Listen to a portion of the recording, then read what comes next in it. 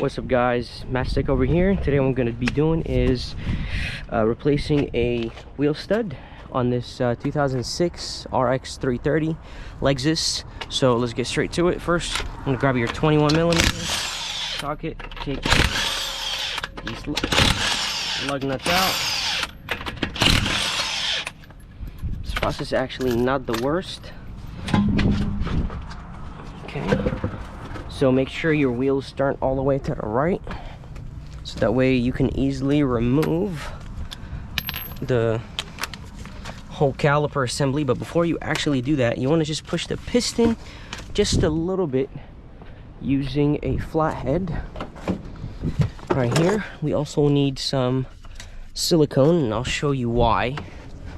So let's go ahead and get to it.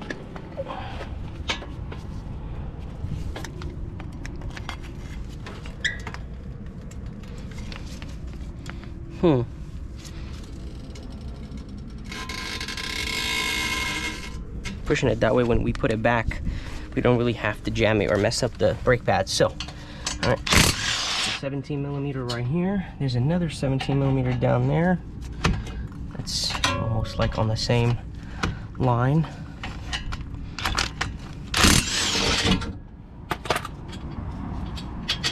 Take that bolt out. Get your hanger. I would highly recommend getting a hanger. I feel like this thing's gonna fall right on my feet. I'm not gonna let it do that though.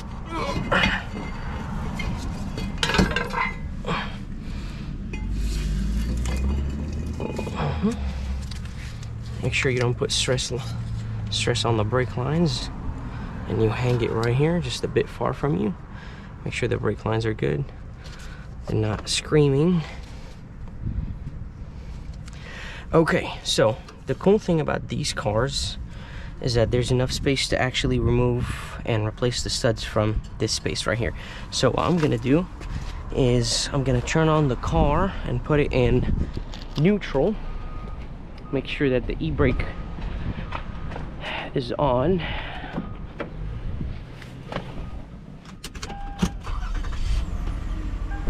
Okay, e-brake all the way on. Gonna barely tap on the brake pedal, put it in neutral, and looks like we're good. The reason why I'm doing this is because I need to spin the wheel just a little bit with my pry bar. Where is my pry bar? Should be somewhere in here, right there.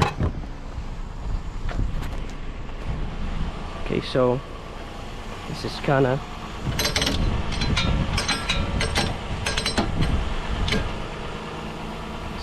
too much.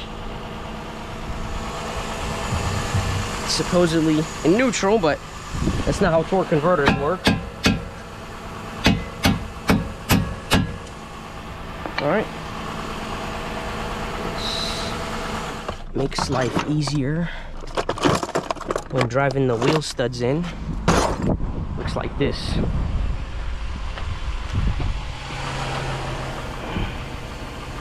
All right, so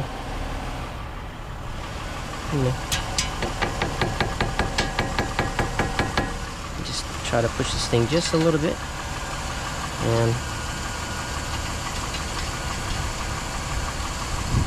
I'm going to use, I think it's a 19,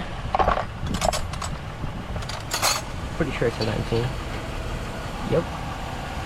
So that silicone's gonna make it really easy to go in. You don't have to use silicone. It's not, oh my god, it's not necessary, but you could. Just gonna put my foot right here against the pry bar.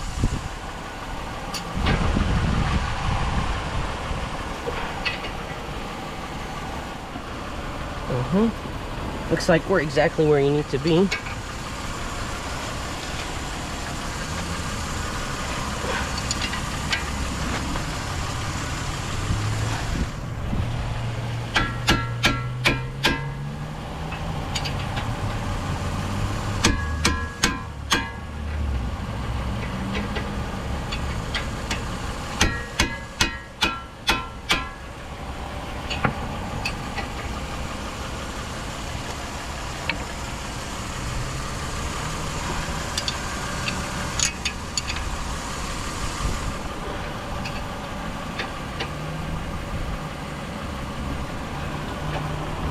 almost there.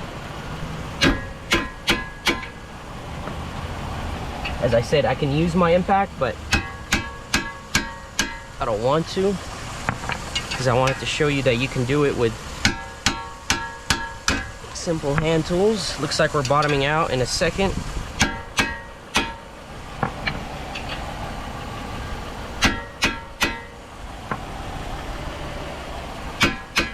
Okay.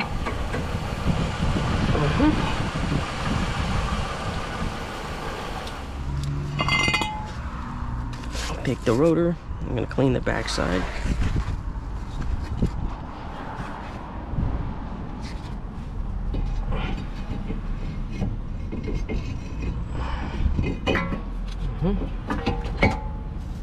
Okay. We're gonna take this.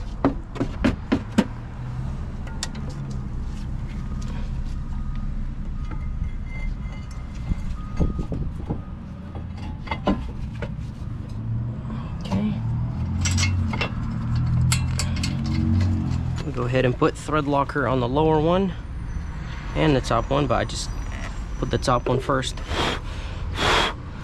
to hold it. All right. Reason why I put thread locker is not because you actually really need to. It's just like a safety precaution, because let's just say I happen to not tighten the bolts enough. I don't want this bolt backing out, my customer risking his safety, or me risking up my customer's safety. So I'm trying to avoid all of that. Thread locker, make sure that it never, that whatever bolt you're using it on doesn't back out.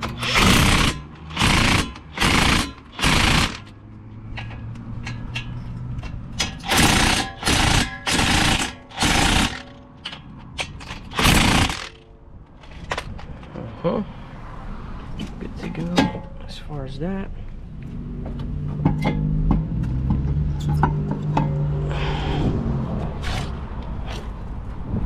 Customer supplied a new lug nut, so that's what I'm going to be using. Except that this wheel's being a bit annoying.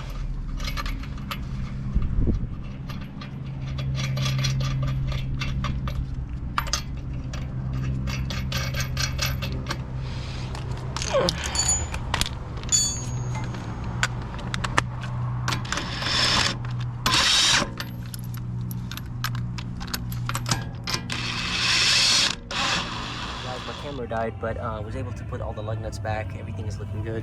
Let me know if you have any questions. Thank you so much. See you later.